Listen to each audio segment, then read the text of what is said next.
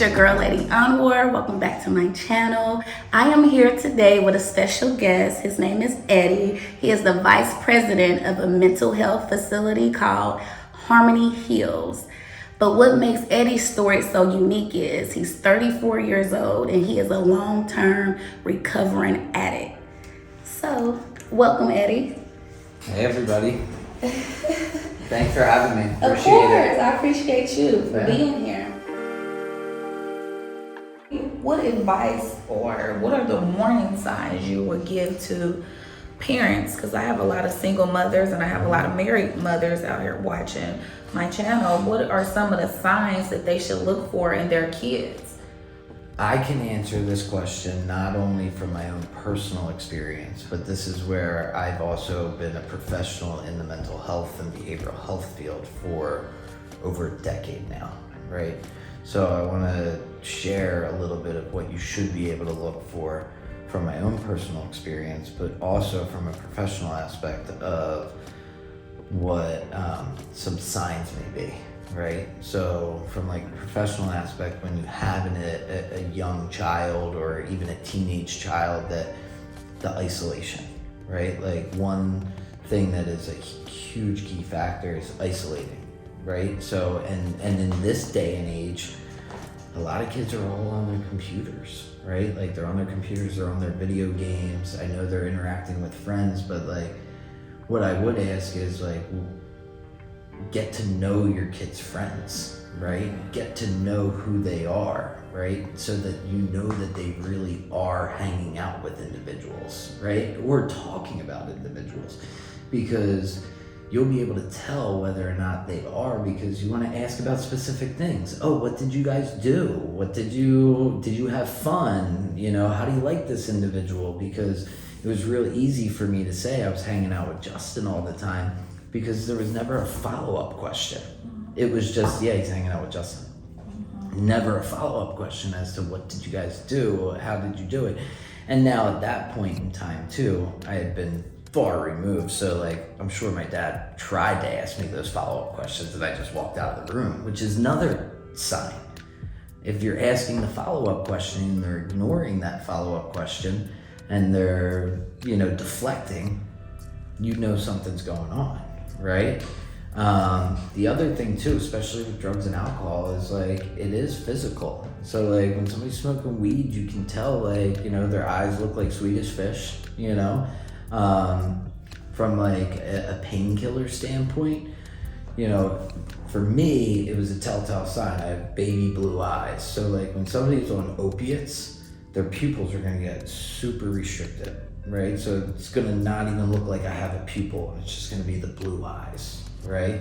And like you wanna look for that in a kid that might be on Oxycontin or Percocets or heroin, because you can actually tell that. The other thing too is like, they always talk about like itching, right? So like people always talk about like, itching for crack cocaine or something like that. By the time somebody's doing crack cocaine, like you're gonna tell physically what's going on.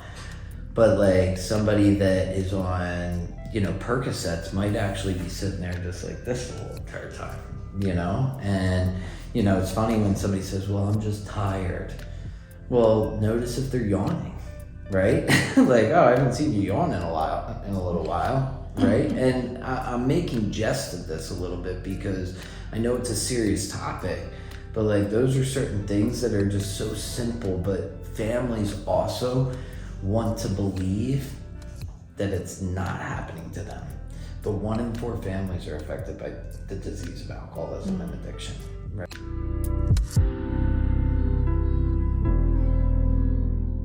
Being involved in your kids' lives, which like my parents, it was hard for me to hide from my parents. It really was, because they wanted to know every aspect of my life.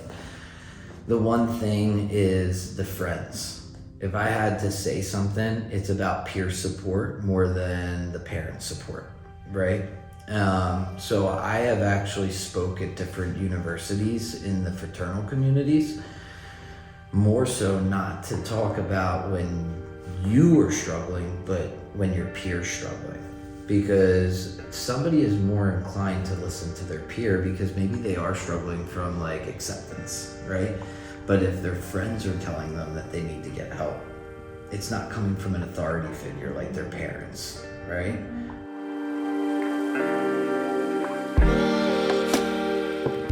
It's like it takes a community, right? It takes a village of, you know, trusting the people that are spending time with your kids, right? So like knowing from the teachers what's going on and knowing from like the coaches what's going on.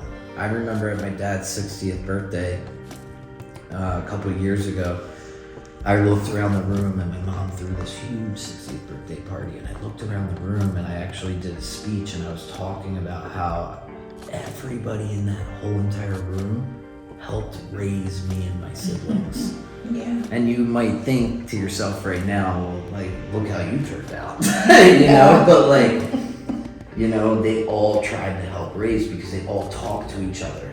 Hey, something seems off. Hey, did Eddie seem off today at football practice?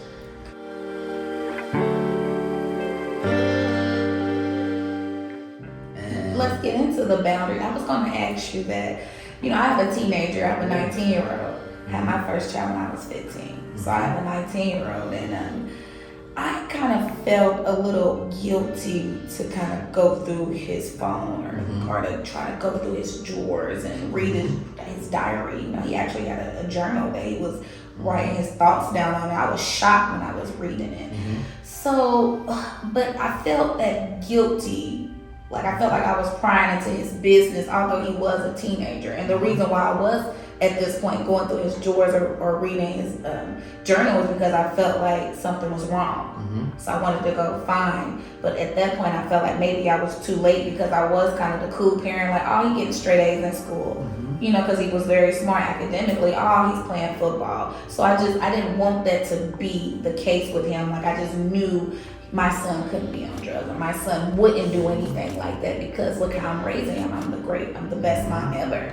But I noticed that I did give him a lot of free time to be himself. You know, although he was isolated a lot of the times. He didn't really want to go with his friends, or he talked to his friends on the phone, but he never was like the type of kid that wanted to leave out the house. He was always, you know, kind of isolated. And then we did discover, you know, eventually that he was doing the little oil sticks, the oil pen, which is with the CBD, with the THC. So he would come home high, and that's when I was like, oh my goodness, this boy is getting high.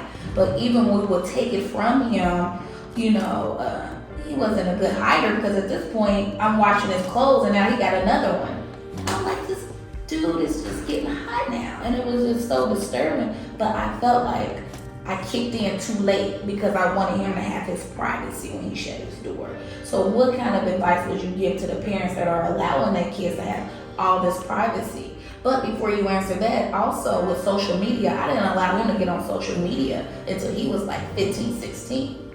So I'm thinking, oh, okay, he can handle, okay, you know, I trust him now. I let him, you know, I isolated him from so long from the public. You know, of course he had to go to school and have peers, but I felt like now he can handle it. But as soon as I gave him that freedom, he's on the pen, the THC pen, the marijuana. So what advice would you give for parents like me that just kind of want to give them their leeway?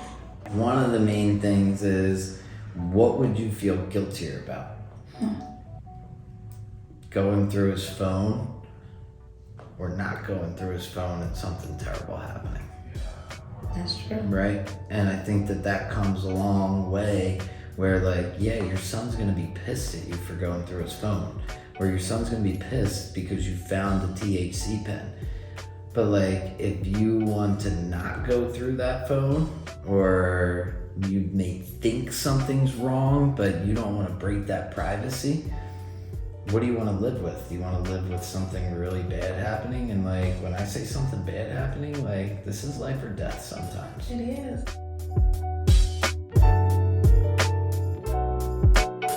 So like, you know, if you think that your son or your daughter is, you know, maybe dabbling with drugs or alcohol, and you say, you know what, I want to give them their privacy. You know, like they're a teenager, and then something happens and they die. Yeah. Like, that's going to be the guilt that you have to live with the rest of your life, right? The only guilt you have to live with is him yelling at you going, Mom, why'd you go through my stuff? You know, I came home from wrestling camp one time, and on my bed was like a bunch of blunts, bowls, lighters, packs of cigarettes. Your stash, all of it. My whole stash. And I remember walking into my bedroom, and the first thing I yelled is, Why'd you clean my room? You should have never done that. You would have never found this if you didn't clean my room, right? So my mom was probably like, my mom was super pissed at me at that time, but at the same time, like, she knew something was up.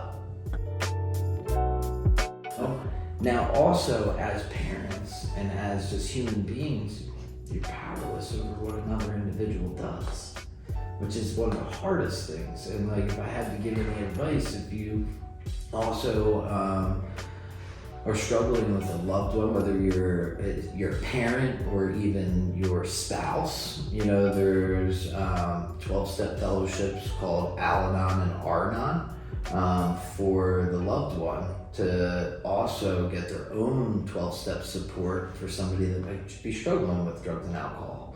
You know, so you can reach out to other individuals for that. And then there's also the professional aspects. There's licensed marriage family therapists that help you with that. The major advice is, don't be worried about the short-term satisfaction of being loved or liked by your child and brushing it under the rug.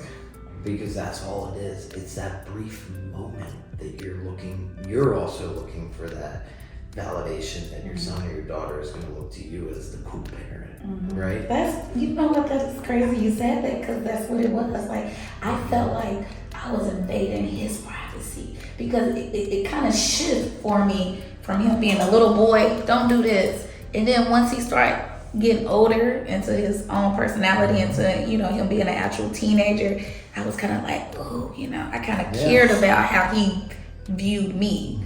Like you said, like, I didn't want him to look at me as if I was just the overprotective mom or the snoopy mom. I mean, I guess I should only speak for the 2000s, but like even the 90s and the 2000s, like 2000s, you had these prescription medications that were like so huge with like Purdue making Oxycontin, and like those were made in factories, right? They were making people overdose too, right? But they were made by pharmacists, right? And chemists. Now you have people that are on the streets mixing pills together and selling it as if it's a prescription, and it's not, right? So like, you don't need to shoot heroin to overdose and die anymore. You can take a pill and overdose and die now. A pill. Right? So like, you don't know on the streets what you're buying. Whether it comes in a prescription bottle or not, you don't know if that was made in a house or if it was made in a lab, right? And then, you know, all of those things, and those are the main things that like parents should really look to, because that's gonna lead to shooting heroin. And when they start shooting heroin, they're not really shooting heroin anymore, they're shooting fentanyl. Right? Because fentanyl is cheaper to make. So like, you know, you think about all the drug dealers that are cutting everything with fentanyl, obviously they're cutting it because it's, you know, their profit margins are higher, right?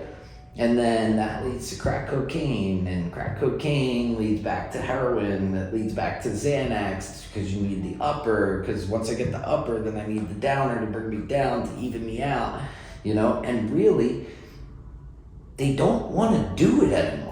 Right. Like, let's be real, like there are medications out there that are there to treat mental health appropriately by a doctor, right?